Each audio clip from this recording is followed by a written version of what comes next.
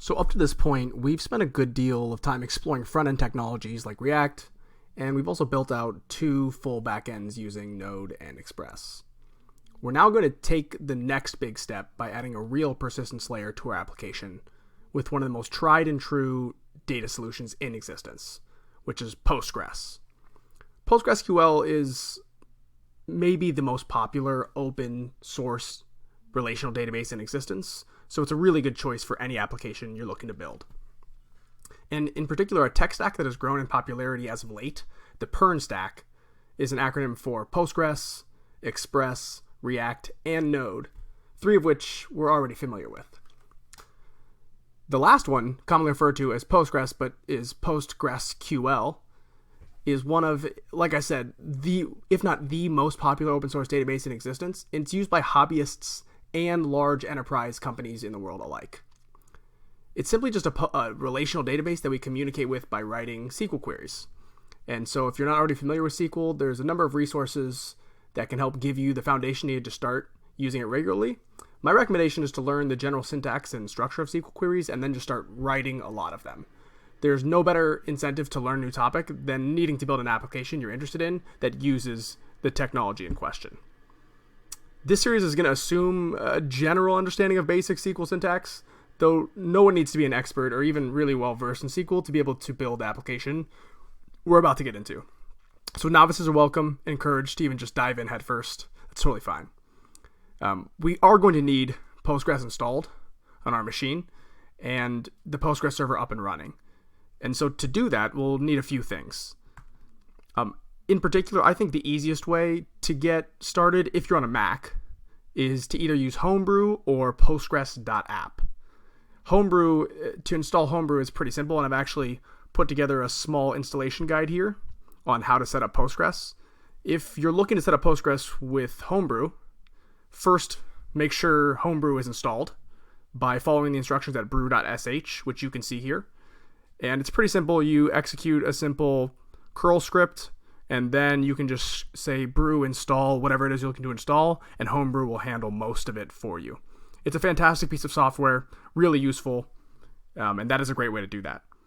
If you're looking for another system, then I think Postgres.app is a more straightforward solution, at least. Homebrew is used for a number of different things. Postgres.app is literally just used for PostgreSQL. So if you want to go this route, it's also super simple. It's actually what I have installed on my device.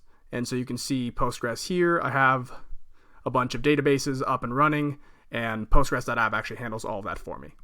I actually also have Homebrew installed on my machine, but I found that Postgres is the easiest way to get started with this, or Postgres.app. So if that's the route you want to go, totally fine. And again, both of these are Mac only, or Linux in the case of Homebrew.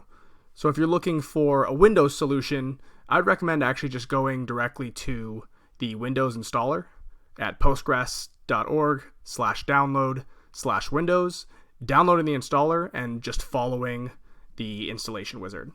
And I kind of wrote down some notes on this, but I've summarized them pretty clearly here. Actually, I found the guide at postgrestutorial.com for Windows in particular to be the most useful.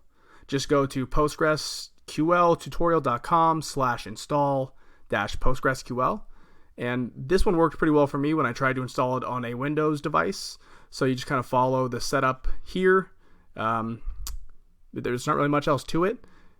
You'll have to kind of keep track of the password and the port that you're running the application on, but other than that, it kind of handles pretty much everything for you. But it can be a pain to set up and install Postgres at times, so don't be afraid to Google, look on Stack Overflow for advice on how to make this happen. A good way to check that you do have Postgres installed on your machine is to simply run psql in a terminal, like this. And if Postgres is installed and the Postgres server is running, you should see an interactive Postgres terminal here. And this is what psql provides for us. It's an interactive console or just terminal-based front end to PostgreSQL.